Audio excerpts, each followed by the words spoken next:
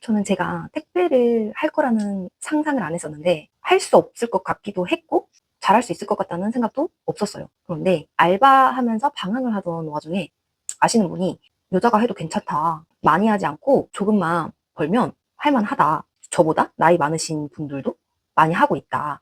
추천을 해 주셨어요. 그래서 아는 사람 대리점에 저를 소개를 시켜 주었습니다. 그때 당시에 저는 서비스업을 하고 싶지가 않았어요. 좀 많이 우울하고 무기력한 상태여서 웃는 것조차 에너지 소모가 컸었어요. 감정 노동은 하고 싶지 않다. 육체 노동은 해본 적이 없고 괜찮다고 하니까 그러면은 한번 해보겠다라고 마음을 먹었어요. 소개시켜주는 대리점에 제가 출근을 했습니다. 출근한 날은 월요일이었는데 생각보다 할만한 거예요. 근데 그때 몰랐어요. 월요일이 물량이 가장 없어서 가장 쉬운 날이었다라는 거를 몰랐어요. 월요일 날 좀 여유롭게 까대기라는 것도 해보고 배송도 따라가 보고 했는데 나도 할 수 있겠는데? 그런 생각이 들어서 소개시켜준 분이 전화를 해서 어땠어? 라고 물어봐서 괜찮아요 라고 했더니 그러면 바로 해라 라고 해가지고 대리점하고 저하고 계약서를 쓰게 돼요. 빨리 일을 해야 되잖아요. 그런데 제가 탑차 운전을 할 줄을 몰라요. 일종 면허도 없고. 그래서 스타렉스 3밴을 구입하게 됩니다.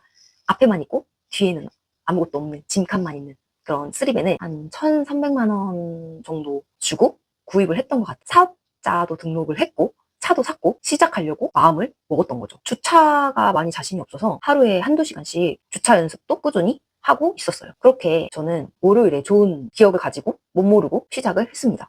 화요일이 됐는데 아침 7시부터 한 12시까지 까대기를 해요. 월요일이랑 다르게. 안 끝나는 거예요. 도대체 언제 끝나? 다리 아파 죽겠는데. 레일이 두 줄로 지나가는데 송장 앞에 송장 보면은 조그마한 글씨가 써져 있거든요. 그거를 보고 내 물건을 빼야 돼요. 근데 이게 두 줄로 겁나 빨리 지나가니까 진짜 안 보이거든요. 5시간씩 보고 있으니까 눈 알도 빠질 것 같고 글자도 안 보이고 그 많은 물건 중에서 내 물건을 어떻게 이렇게 쏙쏙 빼가라는 건지 이해가 안 되더라고요. 처음에는 못한다고, 못하는 게 당연하다고 하면서 빼주기도 하고 도와주고 하는데 그것도 한두 번이지 계속 그러면 눈치가 보여요. 못 잡으면 맨 뒤에 계시던 분이 이제 와서 좀 잘 잡아라 얘기하기도 하고 분류 작업할 때 굉장히 집중해야 한다. 5시간 동안 5시간 이상이 될 수도 있고 야외여서 겨울에는 춥고 여름에는 더워요. 제가 그때 갔을 때는 겨울이었는데 5시간 동안 서 있으니까 발이 막 얼 것 같아요. 무릎 아프고 막 허리 아프고 택배는 일주일은 나가보고 결정을 해야 한다. 월요일 하루 나가가지고는 한다 못한다 얘기를 하면 안 되는 거였는데 제가 쉽사리 한다고 얘기를 한 게 저의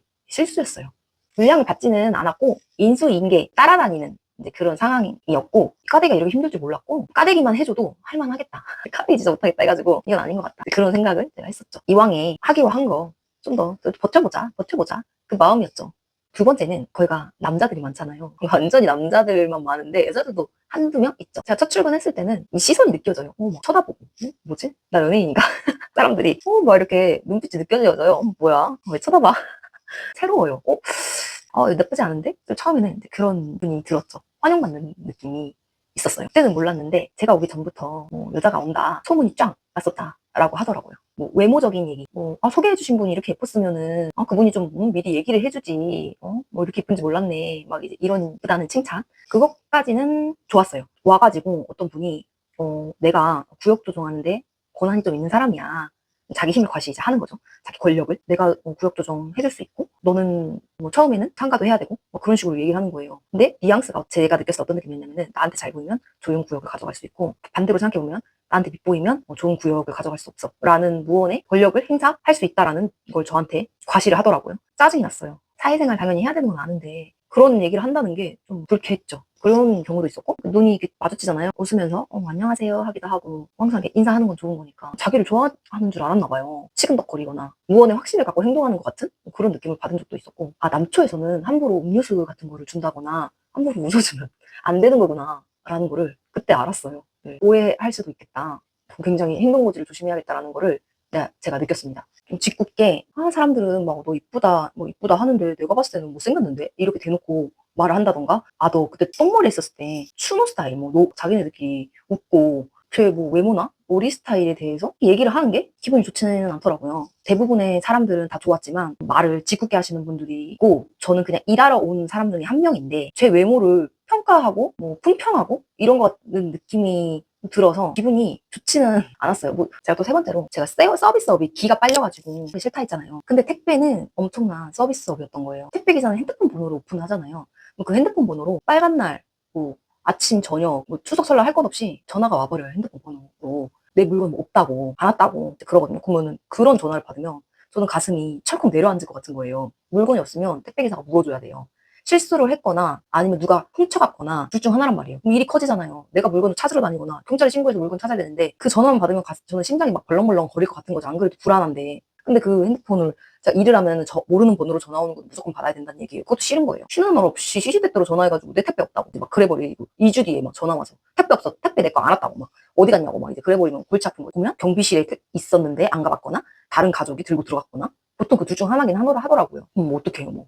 솔직히 짜증나긴 한데 뭐 뭐라고 할 수도 없고 뭐 항상 이렇게 응대해줘야 되는 엄청난 정신적 스트레스를 받는 그런 업종이었던 거예요. 몸도 있는데 정신적 스트레스 받아. 물건 없어지면 내가 내 돈으로 물어줘야 돼. 그게 얼마나 할 맛이 안 나겠어 일이. 장난으로 뭐 또 같이 일하던 동생이 누나는 이렇게 마스크를 쓰면 다른 남자들이 이제 찝쩍거리고 핸드폰으로 전화 오고 할 수도 있으니까 마스크를 벗고 일하라는 거예요. 그런 경우도 있을까? 혹시 내 번호를 까고 하니까 괜히 또 내 번호를 아는 또 어떤 주민 남성께서 그럴 경우도 있지 않을까라는 생각도 없잖아 들긴 하더라고요. 저의 착각일 수도 있겠지만 여러 가지로 택배는 물건을 그냥 거기 문 앞에 갖다 놔야만 하는 게 아니라 아침 까대기부터 시작해서 뭐 남초 회사 적응해야 하는 거, 고객 응대해야 하는 거, 차 잘해야지. 또 차 끌으면 또 내가 다 배상해줘야 되는 건데 너무 위험 요소도 많고 아 이건 내가 좀 잘못 생각하는 것 같다라는 생각이 들어서 안 하길 마음을 먹었죠. 승차는 그냥 조금 더 타고 다니다가 정리를 해버렸어요.